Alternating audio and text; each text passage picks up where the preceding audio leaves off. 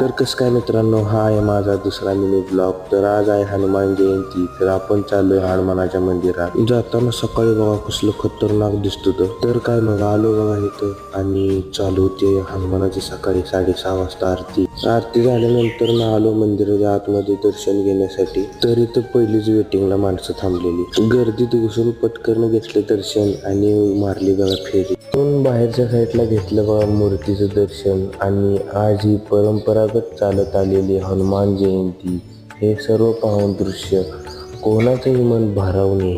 तेवढ्यात इकडच्या साईडला चालू झाला बघा प्रसाद वाटप. बघा मित्रांनी तर लगेच पहिल्या रांगेतच प्रसाद घेतला आणि बंटीभाऊ वर्गातला आला बघा डोळत चोळत प्रसाद घ्यायला. आणि नेमके ह्याला म्हणायचं काय होतं हेच कळलं नाही. तेवढ्यात प्रवीण भाऊ आला बघा.